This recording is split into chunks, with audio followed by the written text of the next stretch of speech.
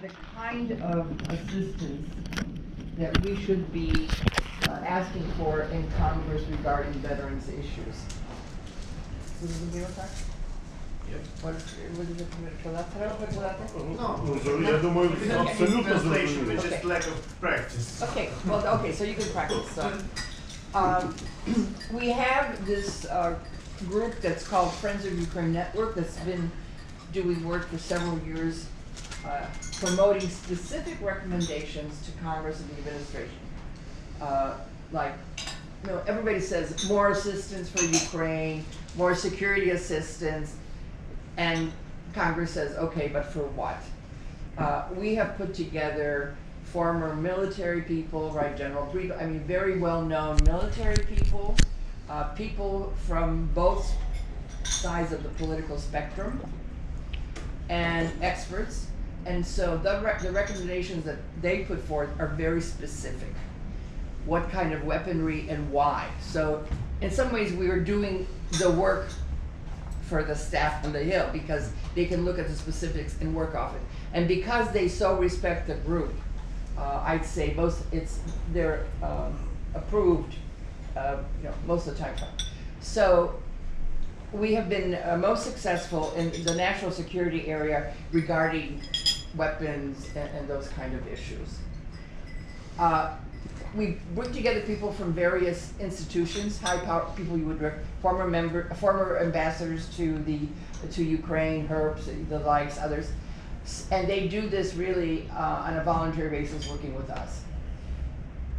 The veterans issue is complex, and the man knows we've had a long interest to help and work on these issues. When I was there in September 19th, we met the then Minister of Veterans Affairs. Was that two previous ones?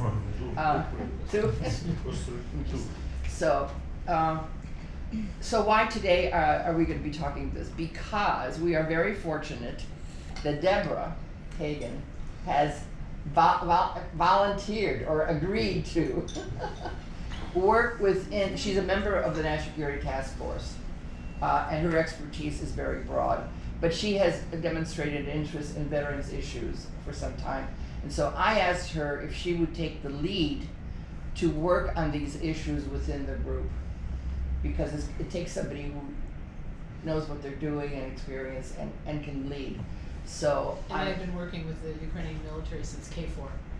Okay, so I am, delighted, and I say honored that Deborah's agreed to do that. And so, and you've been talking, and we've been talking at the Embassy Hill. So, and also, just for the background, when President Zelensky was here and met with the Ukrainian caucus in the House, Congressional Caucus, Robert and I were only 2 of 7 private individuals that were in this meeting. Members of Congress, presidential election, and then 7 other people. And Robert and I were 2 of them, guests of Marcy Kaptur. When Marcy kept saying, well, what is it that, you kind of assistance do you need? And President Zelensky initiated the conversation about veterans issues. And he raised 2 issues. One, the need for more medical know-how within your medical profession to deal with returning veterans, whether it's PTSD or other issues. But the second thing he raised was programs that help veterans get back into the community. Jobs, just re-entry, which is a challenge. We were encouraged by that meeting. I guess maybe I'm talking too long, but I'll finish. We were encouraged because one of the members who was there, and Congress was not in session, is on the Veterans Committee, and he spoke. He was a veteran of the Iraq War or Afghan. He's Iraq. I think Iraq. Ruben Gallegos from Arizona. He's a former Marine. Right. And he had PTSD. They're always a Marine, right? But he said that this was, it was obviously dear to his heart, that it took him he had PTSD, and it took him 16 years to deal with it because of the, the stigma or just the inability of people to, a soldier to say, I have, something. And so he volunteered that there should be more programs with our veterans and Ukraine's veterans. So we think that this is, the fact that there was this kind of engagement, proactive on their side, not necessarily us always pushing. We thought we want to grab that opportunity and do something with it. And thus, so here we are. And I guess, Robert, I should have let you talk too for a few minutes. Well, the only thing I'd point out after what you said is, Nadia mentioned the Friends of Ukraine Network and the type of people are on it. Deborah and I and Nadia are the only ones here today, but General Breedlove is in Romania, General Hodges is in Germany, John Herbst is in a board meeting. I mean, they're all committed. They all know about the meeting, want to know what happens and so forth. So it's not, it's the whole group that has a great interest in this. And so I think we want to get ideas about what we should be talking to Congress about. When the Friends of Ukraine Network have taken these recommendations, every year we come up with recommendations to submit to Congress and to the executive what aid should be given to Ukraine in this.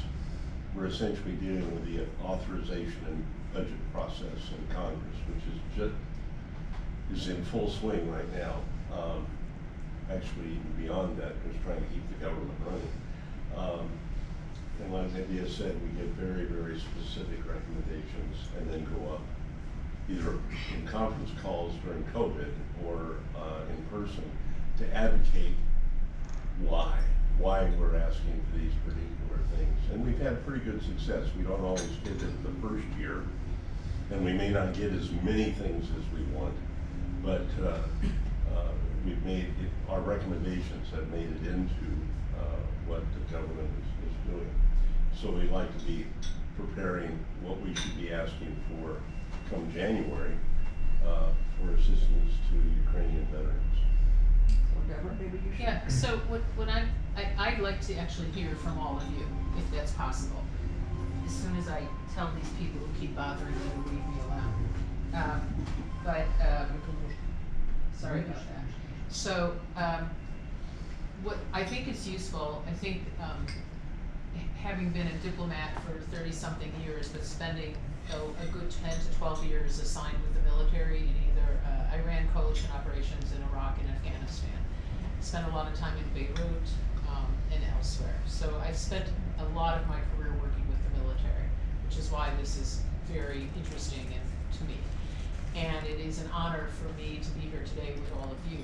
But I would really like to hear from you because, as I've learned from all my years in diplomacy, Americans, we tend to talk too much.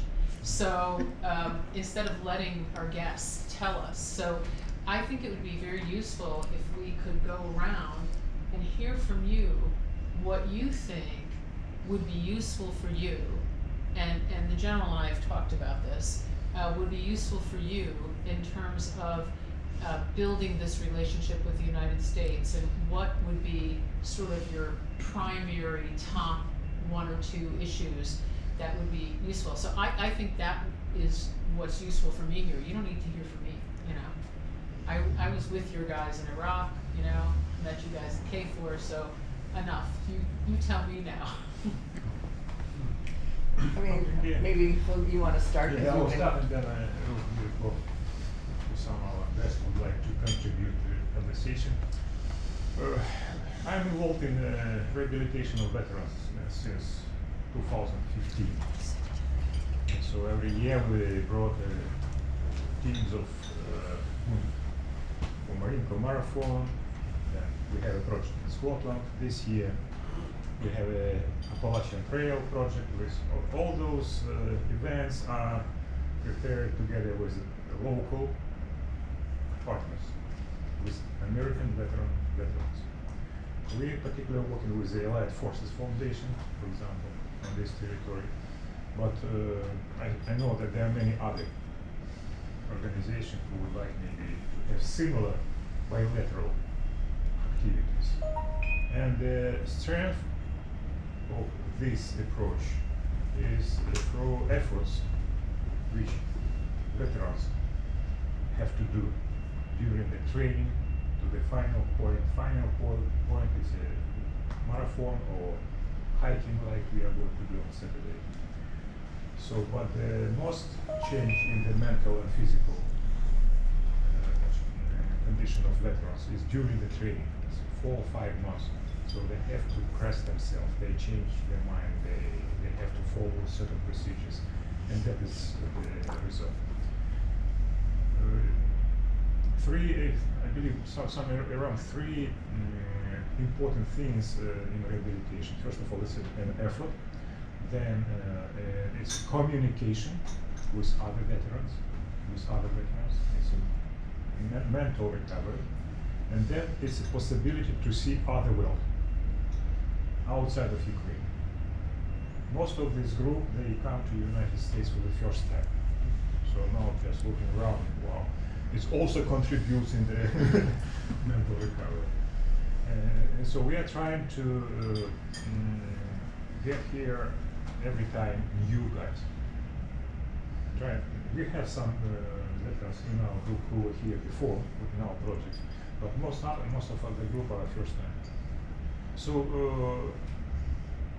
we are volunteer organization, so we don't have support from the government. So we raise resources. We're in touch with different foundations. Yesterday I had a meeting with one of the foundations here from the diaspora, Relief Committee, for example. So we decided to sign a partnership memorandum with them. They will support us with that. So What is that again? Ukrainian, United Ukrainian American Relief Committee, for example. It's very known. Zudak. Zudak. Yeah. It's very known organization. They supported us at the beginning a little bit. Yesterday we had a great conversation in Philadelphia, and so we decided to sign a kind of joint memorandum on how to, because there are many people here on this territory to support our project, but they don't know where to save money or to do something. And so yesterday we discussed in detail how it's possible to do. Because all our resources in Ukraine, so we don't have bank accounts here. I think the best for the first stage is just to find the methods or mechanisms how to bring Ukrainian veterans here and American veterans to Ukraine. Because we also trying to invite every year American veterans to our events in Ukraine. Running competition in Kiev, then we have some events in the Carpathian areas like mountain hiking. Because of the COVID, we stopped it for 2 years, over here. But we have a great and strong interest from American veterans to go to us. They were very positive after the first trip to Ukraine in 2018, 2019. So people took flight from Chicago, by the way, to Ukraine. So we met them at the airport. We provide them with accommodation and everything like they do for us here. And it works. 10 veterans event from each side every year. So 10 new. It's our small competition and contribution to the general program. Specific of our project is that we are trying to address amputees and blind, heavy wounded. It's the issue. Sorry, amputees and The blind. the blind. Blind, lost their eye. And so we have more than 500 amputees in Ukraine, and the number is growing because of the war is continuing. We have sometimes cases with also blindness as well. That's why we are working on prosthetics, how to provide prosthetics to them, sport prosthetics, not just regular one are provided by the government, it's okay. The sport prosthetics is very special, very expensive, and we are trying to find how to do it the right way. And we prefer to bring here in the United States this category of people. For example, a team of 10, among them 4 amputees and 6 who will run next to them, but who have their legs and arms. And see, this mixture is optimal. they feel each other, they support each other, and they recover together. And that's the issue. And so, May I just ask a quick question, because I haven't been back to Ukraine in a very long time. What is the disposition of Ukrainian law for disabled people? Just writ large, not just for veterans. So is there Ukrainian law or legislation that mandates that people who are disabled have to be hired by companies? Or that provides for certain kinds of transportation, or makes it easier for people to get around? Mostly on the paper. Mostly on the paper.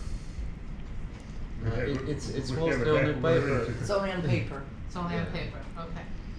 Because I was just thinking, while you were talking, General, that one of the things that might be useful on one of these visits is to sit down with people within the US government and in private industry here, who can tell you how they've implemented, US law for the Americans with Disability Act, for example.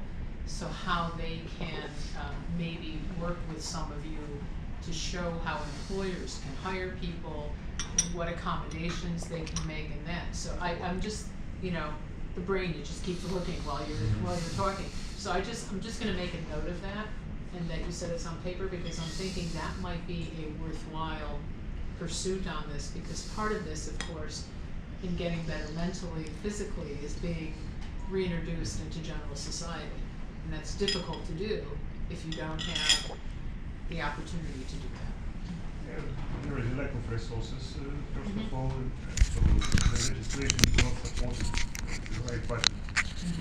That's the issue also with lack of motivation and want bureaucrats to do something.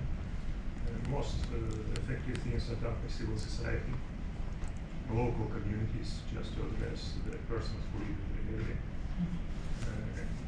Businesses, they are encouraged to take people with disabilities, but I'm not sure that there are any benefits from that to business, yeah? Yeah, lack of possibilities for amputees or veterans with injuries to work in different companies with a high level of salary. So